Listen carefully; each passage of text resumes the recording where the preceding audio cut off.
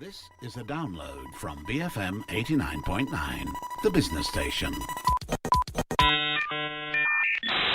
Hi, I'm Hanif Baharuddin and you're listening to Night School, the show that explores ideas and themes in the social sciences and the humanities. I'm joined by Simon Soon and our guest today, Joe Kidd. Welcome, everyone. Thank you. Good to hear. So I guess one of the many parallel worlds to that of my suburban childhood that I later came to know with some level of familiarity is the Malaysian sort of punk scene. And in my young adulthood, I often gained this story principally through one person, Joe Kidd, right? And how we met was really in the past through your partner. Ilan, right? Ilan, when I was a curator or an aspiring curator then, and actually having to sort of like hang around in your homes, whenever Ilan sort of like leave me to mind her own business. Yeah. That's when you started sort of like coming over. Right? Yeah. When you started coming over and started telling me these amazing stories. And I thought like this is a great occasion for us to sort of like share some of these stories with the public. Cool. Right. Okay.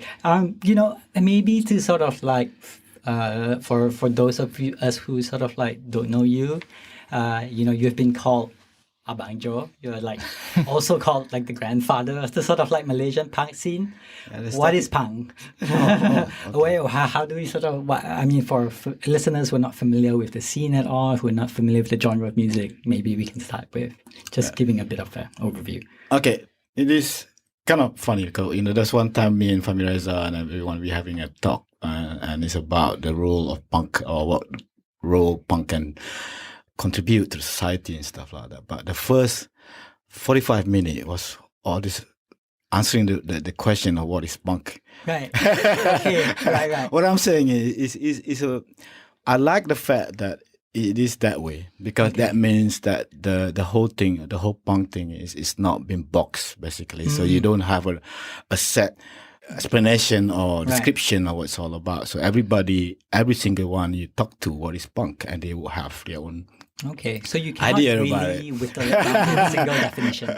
No, and it's like I like the fact that it's really fluid and it changes its shapes and form once in a while.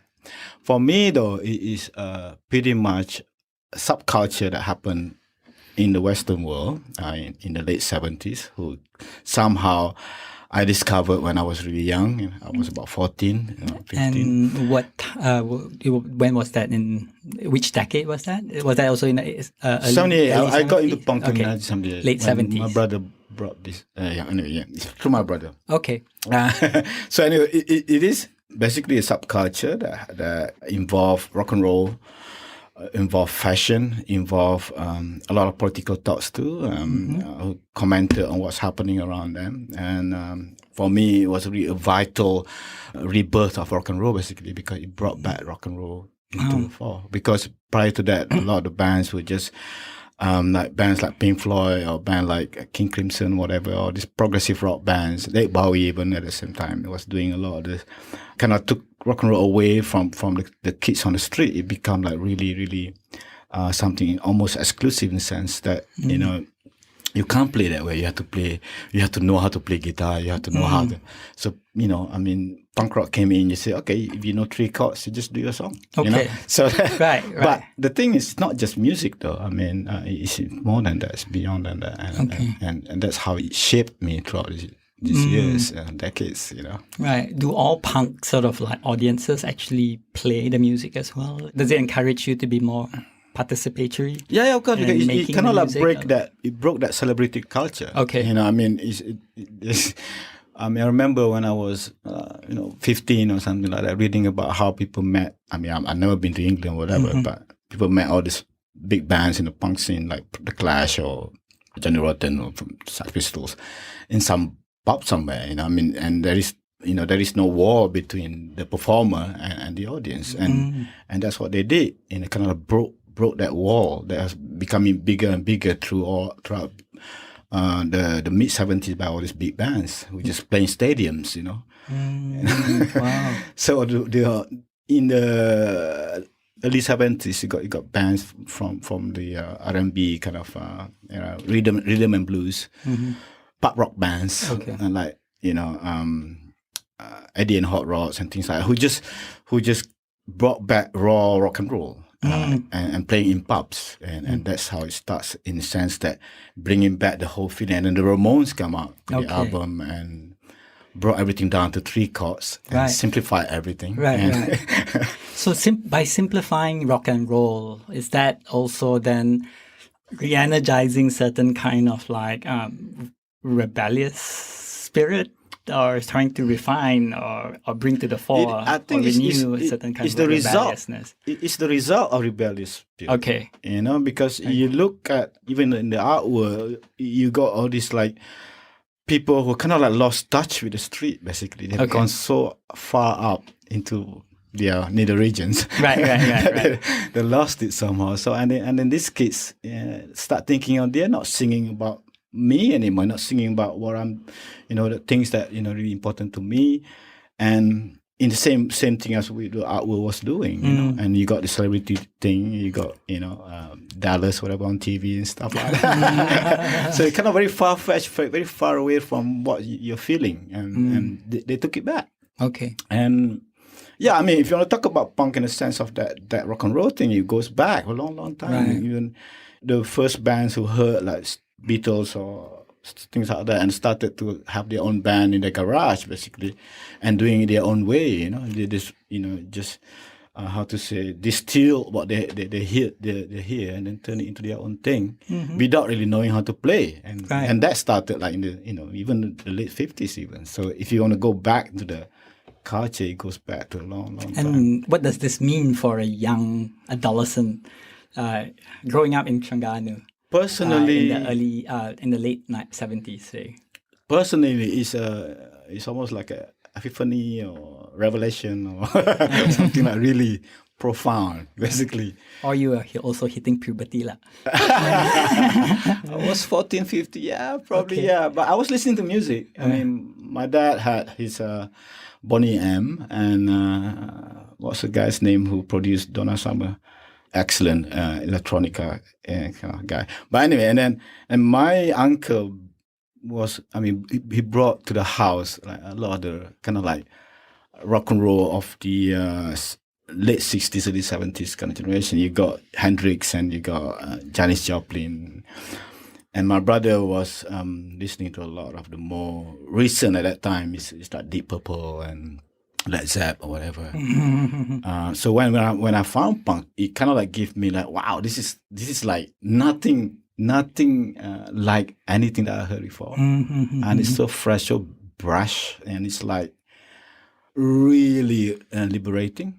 And then I just felt that this is like my own thing, this is my thing, Right. Instead of I'm listening to what my brother's collection was, or my uncle's collection was. I mean, I'm listening to this is my thing, So, but I was alone. It was quite hard. I mean, but slowly I started to get friends into it and stuff. Okay. How were you exposed to it? Because these days information is more accessible, right? But for you, I guess at that time it's definitely much more difficult for you to get all the materials in, right? But of course, yeah. But I'm really lucky. But another thing is when you're passionate about things. Yeah, I mean, I'm totally a nerd when it comes to that.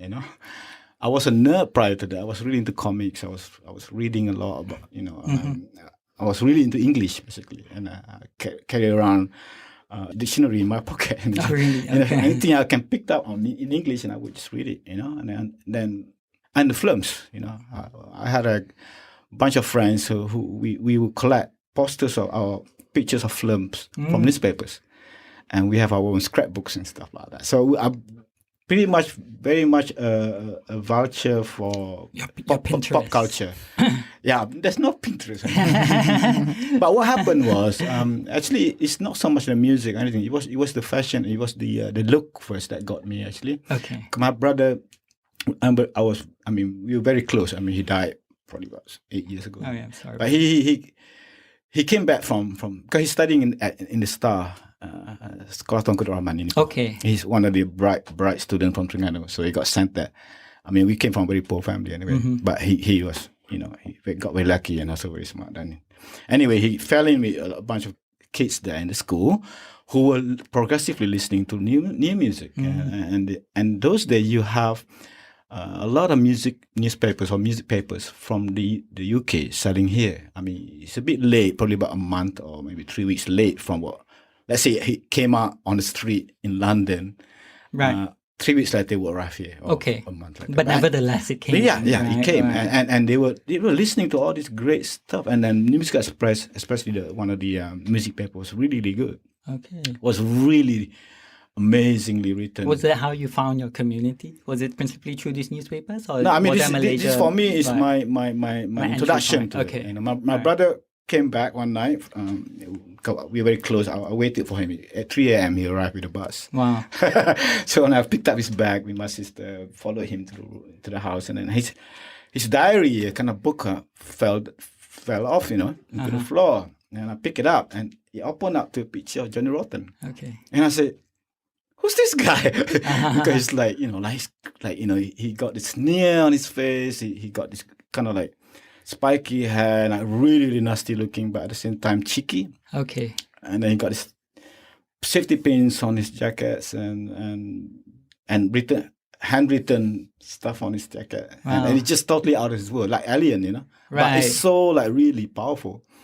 And that's the point. I mean, that point cannot really change my life totally after that.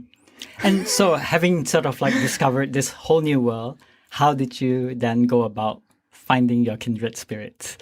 It was really hard because my brother, he kind of like, he listened to it, but it's not, he listened to everything. Because later on he would start to listen to like really crappy jazz, soft rock kind of thing.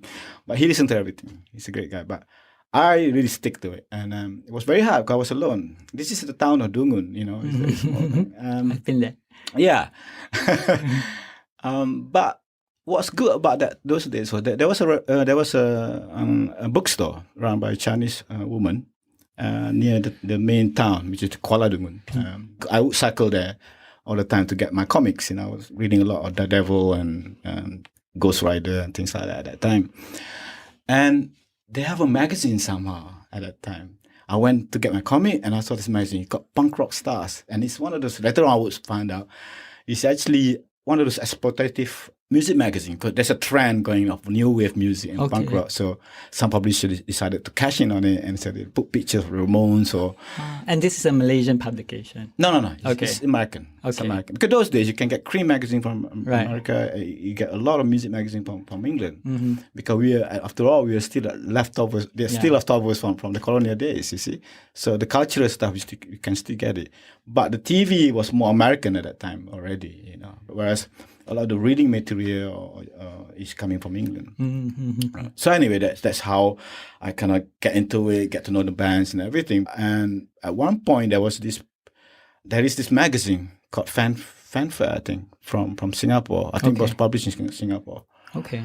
And it's an English language kind of like entertainment magazine. Okay. But And that made its way to Dungun as well? Yeah. Okay, I you think found it. back in the day, all this magazine, we just go to all the news stores all around Malaysia. And I bought it, and because I like, there is this, at the back part, near the back page, there's I think one or two pages, which is called Swap Shop. Okay. So you send in you send in your letter saying that, okay, I got Bay City Rollers posters. So anyone want to swap it with, like maybe Generation X or something like that. Okay. So you make friends through that. And what I wrote was, I'm into punk rock, and if anyone out there who are into the same thing, let's get in touch. And from there, I got about 4 or 5 replies. There's a Chinese guy, I think his name was David from Subang Jaya. One guy in Sentul. Another guy in Penang become a good friend of mine. He played in band later on. Wow. Yeah. So he now lives in Taipei. So these are the first kind of people that I get in touch with. But I believe David sent me 2 C90 tape. C90? C90 cassette means that 90 minutes. Okay. So 45 minutes on one side. So he sent 2. And it's all filled up with the early singles of all the punk bands from England and New So York. that's his mixtape lah. It's a mixtape. Right. Yeah, he made it himself. Yeah. Right, He got made all those records. So he'll compile everything and put it in the tape. Because and send those it over. days, all the record store would have all these titles. I mean, not so much the obscure one, but they do have the bigger ones. New Wave was pretty big in a sense around the world, and then the fact that the Sex Pistols was so, seen as nasty and deviant or whatever, and all this moral panics happening around the world because of punk So globally, we got to know about it. I mean, the Time magazine was writing about punk and Newsweek or whatever. I remember me going into the library with my razor to cut out those anything to do with punk and put it in my scrapbook. And when did you first come down to KL? How did you? Was it after your high school? Yeah, after school, after Form 5. After Form 5, okay. And you packed your bags and decided that, okay, it's time to explore. No, the first place was we went to Singapore. Okay. There was a school trip. Made out of the prefects in the school. And you were one of the prefects? I'm not. I'm somehow managed to get into the bus. And it was crazy because we know all these cassettes, new wave and punk cassette, you can find a lot in Singapore. And the first town that we hit was Mersing, actually, in Johor, because the bus stopped for us to eat lunch, and I didn't go to lunch. I went straight to the record store there, because I know there'd be like music from the other side of the causeway.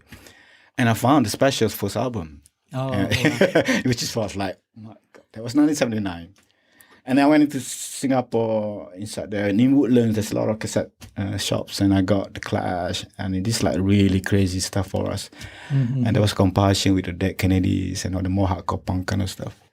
Mm-hmm. And yeah, so it's crazy. And then also I bought, because one of the main things you need to do is, because you got friends into it. I mean, at that time, I already got friends into it. My schoolmates are getting into punk rock. I mean, a lot of them were listening to British heavy metal, like, Saxon, whatever, and they threw it away and they started to listen to punk. And one of the main thing you need to have, like a main weapon, because it's very, very important, is to have a double deck cassette player. Because when you have a double deck cassette player, you can carry it around. It's portable. You can go to anybody's houses. Let's say you have this cassette that somebody sent to you, whatever, you got it, and I just went to your house with a blank cassette.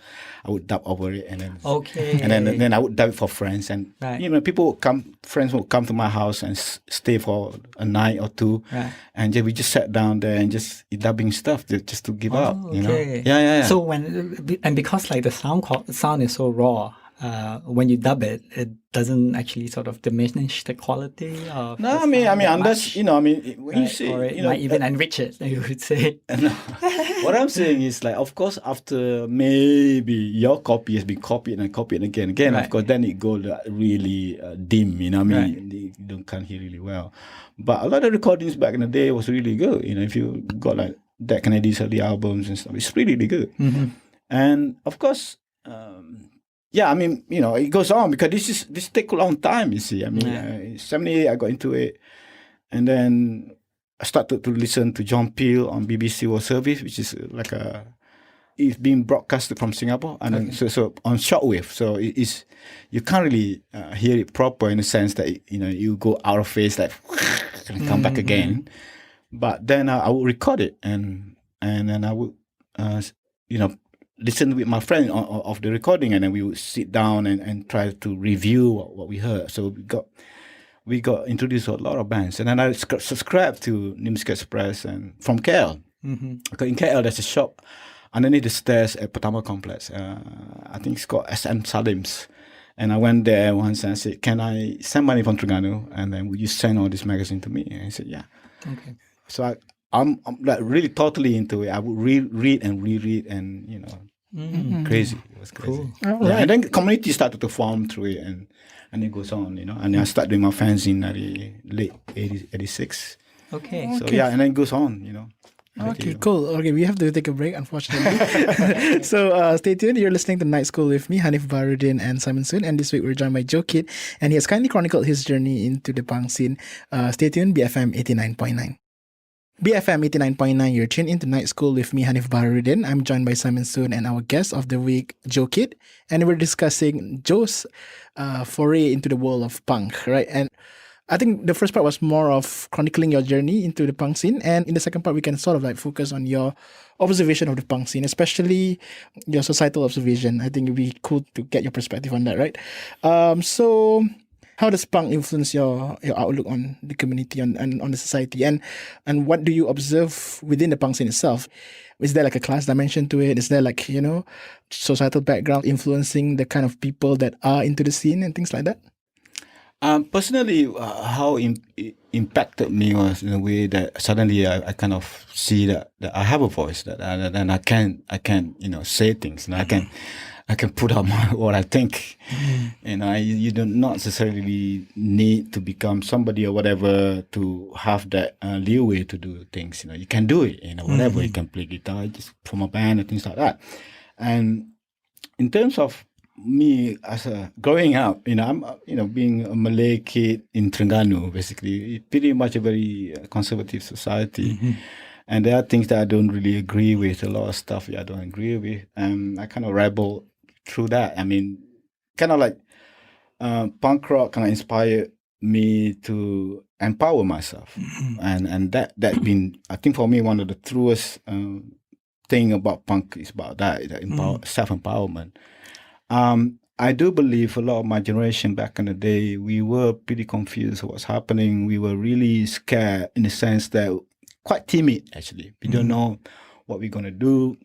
We got pressures from the society, from parents, from religious authorities, and things like that. People look, there's so much, to handle when you are in your teens up to your early 20s and stuff like that. So punk just say that, just be yourself, and then and then when I found out that a lot of the punk singers and figures that I love or I was into, they were not just they were learned guys, people who really read, who know what's happening, who are confronting what's wrong and things like that, and that's really inspiring.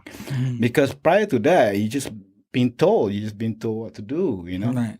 What's the demographics of the scene like? What era? Because when you talk about there's era, so what's the golden age of, say, Malaysian punk? Was it the 90s? Golden age? Yeah. Not really. I mean, 80s. If the scene, it's a community. So of course we use the term the scene. Right. So I think the scene really started to become really something that I really, really like, because it has the political side of things.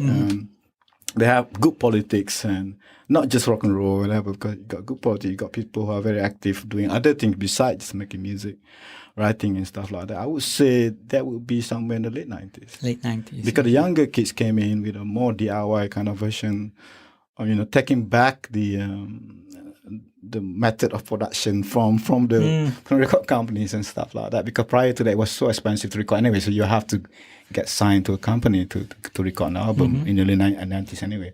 But by the mid 90s, you got the start of the digital recording coming into the studios, so it's become a lot more cheaper.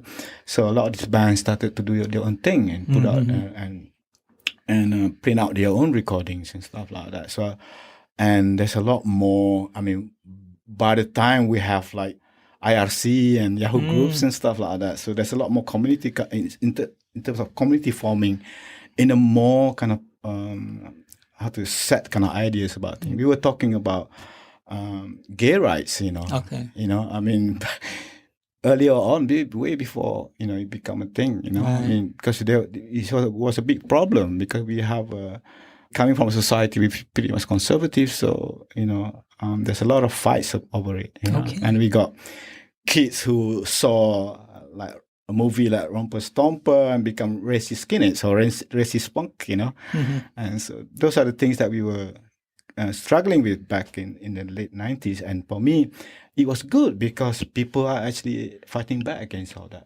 Okay. So, and who made up this community? Are they normally kids from a rural sort of like background? Are they from a everywhere. particular sort of like ethnic group? Do they come from specific? I don't know. I would say, can you paint a broad picture, or that's not relevant?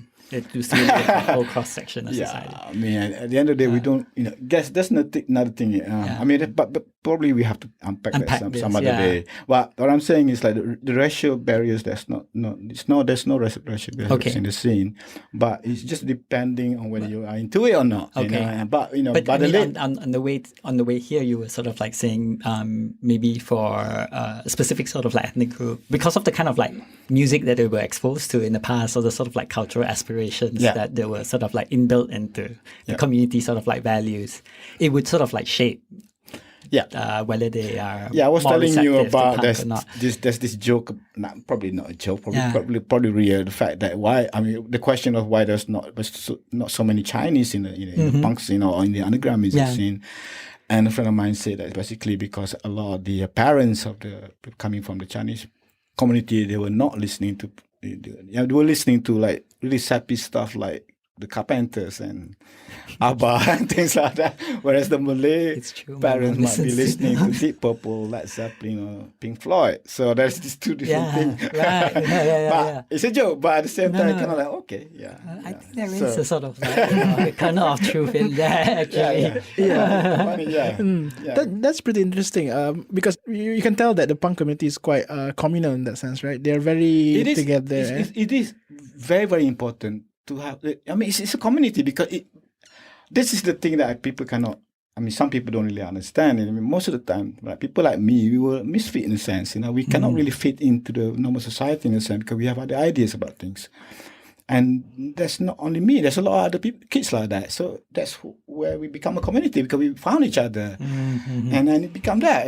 But throughout the years, ever since late 90, there are people who are actually fitting in the society nicely who want to Okay. be punks. Which is kind of like Right. okay, maybe they take it another way, but it was almost like a refuge for a lot of us. Like the scene in the underground music scene in Malaysia started in Kuala Lumpur in the late 80s Okay. by all these kids who are running away from their respective places, like kids from Kedah, Perlis, Penang, Kota Baru, Johor, came to KL because KL gave us space, And then we congregate at Central Market, we hang out there, and then we form bands, we do our fanzine, we do our gigs.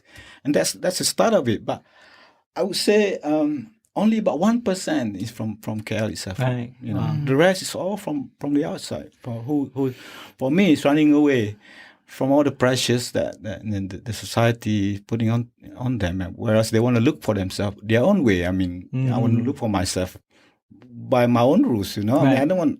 So these are the things. So that's what I'm saying. A lot of these kids, originally, most of them anyway, they cannot really fit into the society around at that time. So Yeah, we and got together. And it's also about being comfortable in your own skin as well, right? Because I think I can imagine growing up in the 90s, especially in a period where the narrative of, you have to work hard. You have to work hard. Working hard is the only way for you to be successful. And here you are, I mean, a bunch of you guys then trying to go against that narrative it can be quite daunting as well, right? I think we were just following our heart, just feeling our way basically, and finding ourselves, I mean, because if you stay at your respective home areas, whatever, you are most of the time consigned to people making decisions for you, Right. and you have to be like this. You have to go to that school. You can't do it. And of course, at one point, it just becomes too much. I mean, if you're a rebel enough, in a sense that you feel like, and like I said, punk like empowers you to become yourself. So you say, okay, I don't want any of this. I want to find out for myself. Right. I don't want to be told to do this, to do that. So you take the bus down. And actually, my band, we wrote a song about it called Farewell, which is about saying farewell to that part of the world where you left it and become yourself. Do people leave the scene? I mean, what happens when they leave the scene? Do they ever leave the Do scene? they ever leave the scene? There's a lot of. I mean, if I come from the early scene that started, Right. where it started and everything. So I've seen so many generations who have gone off. Right. They got married, they got kids, and they have responsibilities. And throughout the responsibilities, they become a lot more conservative and become very religious and all these things. Yeah, so and some of them even start like going against what they were into before, things like this, But I mean, it's everybody's choices basically. So there's no compulsion in punk. I mean, for someone who's been there since the beginning, right? And so much of the image of what being a punk is tied to this very youthful sort of like imagery. Having grown up and having grown old in the scene, what new perspectives have you sort of like gained from this very rich sort of like experience of encountering different generations of sort of like punks?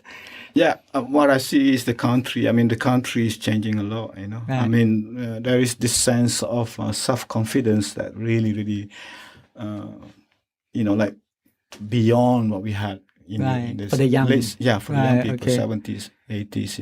I mean, those days we were like really confused. We don't know what we're gonna do.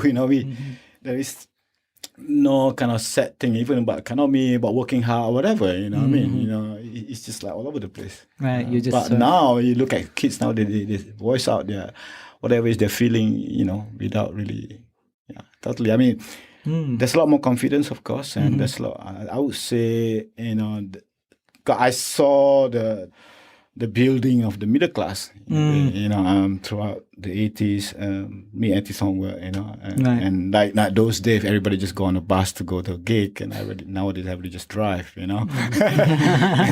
That's the simplest thing you can see nowadays, and then, so I've seen a lot of changes in that way, but it's amazing the fact that it's still going on, and punk still give a lot of impetus or empowerment to a lot of kids nowadays.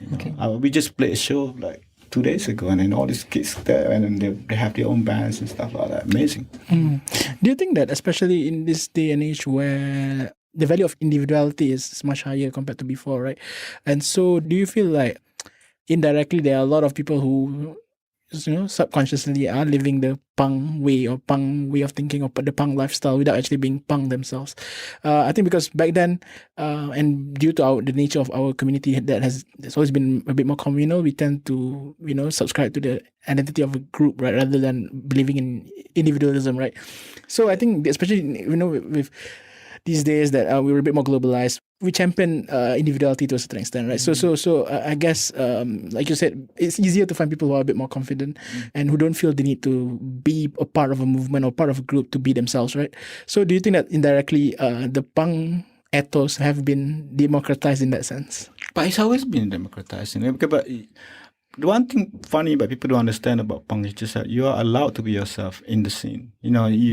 It's like a bunch of individuals in a group, if you can understand what it means. Because you are allowed to be who you are, but at the same time you are in this community who do things together, right? Even though sometimes you have different values and things like that. So what happens when different values crop up? Like, how do you manage conflict, or how do you resolve differences?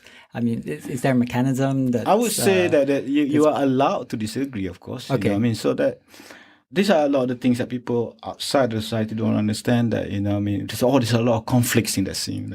Yeah, of course, because you voice out what you feel is, there's a call out culture earlier on, even before all these things started happening. Right. Yeah. So we were. I think the community was very, very progressive in that sense. But of course, there are large numbers which dropped out of it and totally become the same exact person they hate. Right. Why do you think that happened? Do they see the punk movement or the concept of punk as just a phase in their life, or? Yeah. I would not be surprised at all. There's also people who are into it because of the fashion and just because of the music, even. Which is, nothing wrong with that. It's just that I would think that there's a lot more to learn from it. Not just the look and the sound, right? And then to carry forth with it from the lessons that you learn from all that to your normal life. And some friends of mine, they would treat their kids different from others. Okay. With a lot more respect, and then not too much controlling and everything. Allows the kids to make up their own mind. So there are my friends from the scene who began having families and stuff like that, who carried forth that all those lessons that learned from the scene. Yeah. And like my friend who went on to see his son playing black metal somewhere. Really? Was really proud of it. It's so nice to sort of think of this image, because it also speaks to the normalization of sort of punk on so many levels, not in a bad way, but in a way that in the past you would sort of see it as a very distinct kind of cultural sphere, right? Or a movement, or a gathering of people. But now you're also sort of you're also saying that the younger punks are working in the banks. They also hold like a day job. Not even the younger. I mean, right, and the older ones would eventually sort of like land themselves in a more permanent that's and actually stable come from job. another thing, because the fact that you can't really make money from playing Right. music. Or if you really want to make money by playing music, then you have to subscribe to the game that being played by the industry. The industry, Right. and then that means that you have to forego a lot of the things that you feel strong about. And you have to appear on URTV in a tanjak or like a Baju Melayu or Sampai Hari Raya. You know what I mean? These are the things that pop stars have to do. Yeah. So you have to play that game. And some friends went through that. Yeah. Okay. Because that's how they put food on the table, you see. Fine, you know what I mean? But there are people who resisted that. I mean, punk is still about resisting still, you know. It's still a resistance to what's happening. Right. One that you don't agree with, basically. Right. Yeah. And why what do you find so disagreeable about those things that you don't agree with? I mean, for me, there's a lack of how to say this. Is it there's a lack of empathy, questioning? or I mean, lack Is of. it a lack of criticality? Is it a lack of like thinking through like why do you accept certain sort of like value system? People are so blinded by things, and they're so scared to go to hell. Okay. For me, come on. So the culture of fear is It's built culture of into a fear. certain kind of like for conformists. Yeah, Sort very, of very like- conformist. like And very punk is not conformist. about that. And then the funny thing, even the punk scene, there are conformists in the punk scene, in the sense that they have to look this way, I have to wear that jacket, I have to wear this, and I have to play that music because that's what everybody will expect of you. And that, in a way, kind of like defeat a lot of the ideas about punk in some ways, because for me, it has to be your own thing, you know, and it doesn't matter whether you fit the mold or not, as long as it's sincere and it's coming from the God and it's yours, you know what I mean? Right. So, but the problem now, a lot of the time, people are just trying to fit into a mold, Right. and that's what I say. I've been writing a lot about it. I'm writing a book on it. So what I'm saying is a lot of it have become calcified almost, you know, the culture, which is supposed to be vibrant and very progressive, have become very calcified. It becomes more like, like a tradition. Right, so right. when punk become tradition, then there's something wrong with it. So I guess, I mean, it contributes also to the popular imagination that there's a distinct style, a distinct kind of like image there is. associated with sort of like punk, right? But what you're also suggesting, there's two things. First, punk has this sort of like vibrant history that's connected to other musical sort of like genres that allows you to sort of like really scope the entire music history. They actually birthed right, a lot of other different stuff also. and it births a lot of different stuff. Crazy. And the other thing is a kind of like attitude to sort of like living, right? Yeah. It connects you to different people across the world, and it connects you at a very sort of like authentic level. You could sort of like be hosting a traveling band in your living room, you know, Our at house any is point, like sort a of like bus point. stop. Yeah, exactly. And it also sort of like changes the way you think about ethics, right? And it changes the way you think about human relationships. Yeah. Right. I mean, when you put money as a more kind of like afterthought, or more kind of like this, not even secondary, you know, then everything else become very, very more tangible in a sense that you are, there, without all these concerns about money, about what's gonna happen next when we don't have money and things like that. So that's why bands would come here from everywhere with their own money, because we told them there's no money to be made here, but we meet a lot of friends. We can bring you out to see Janda Baik, hang out there. There was a competing movement, I guess, or you could possibly call it a competing movement, the rave culture. How does it compare to rave? And how about I would say when the rave culture started out here in Kuala Lumpur, back in probably about 96, 97, that's what I was aware of it anyway, where they have house parties. And it is actually coming from the more money kind of segment of society. Right. I mean, people who are a bit well off from us who are actually, I mean, compared to what we were doing, some of us were like washing dishes at some restaurant. I was selling vegetables in Subanjaya and all these things. So comparatively, it's almost like another class when it comes to that's dance culture, or the rave culture as you call it. But we were there. I mean, I joined in. Any excuse for a good party, right? I mean, just have fun. And then there's actually in I would say about 97, there was a meeting of sort between the two worlds. There was a show and a dance party and a gig held at the same night by the same people at Paragon Studios somewhere in Cheras, I think. Okay. Yeah, so one whole night my band was playing. There's a Republic of Brieffield and there's a dance DJs and everything. It was a warehouse that was taken over for one whole night. Wow. So that was pretty amazing. It was, yeah. There are crossovers, It's like the punk scene crossover into kind of like meet up with the art scene. Like when my band opened up. Hoi Chong. Was it Hoi Chong's Yeah. show? The Lalang, yeah. Right.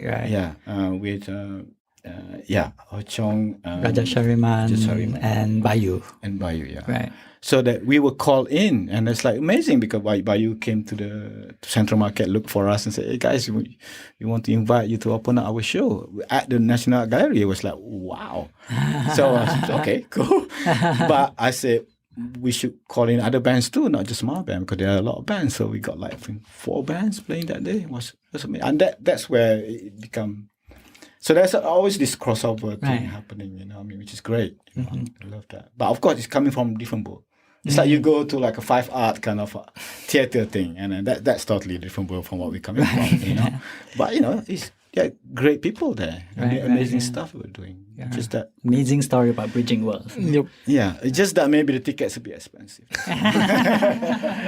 All right. Unfortunately, we have to wrap things up very, very soon. Any last thoughts, Jokit, on the punk scene, especially in this day and age where... I would say that the idea, the main thing about punk is about self-empowerment, and I think a lot of people forgot that. And also, it's fine to get angry about things. A lot of people are holding back what the feeling, they just shout out, form a punk band and play 3 chords and you just go crazy, that's how you deal with the world now. Yeah, don't wait until you mengamuk. All right, that was Joe Kid, and he's joined by Simon Soon. We've been discussing the punk scene. Share your thoughts with us by tweeting us at BFM Radio, or you can send us an email to nightschool@bfm.my. You can also follow us on Facebook. Look for BFM Night School there. Don't forget to also download the BFM app on your mobile phones. You can find them on the Apple App Store and Google Play Store. Thanks once again, Joe Kid and Simon Soon. Great to be here. I'm Hanif Baharudin, and you've been listening to Night School on BFM 89.9, the business station. Thank you for listening to this podcast. To find more great interviews, go to bfm.my or find us on iTunes. BFM 89.9, the business station.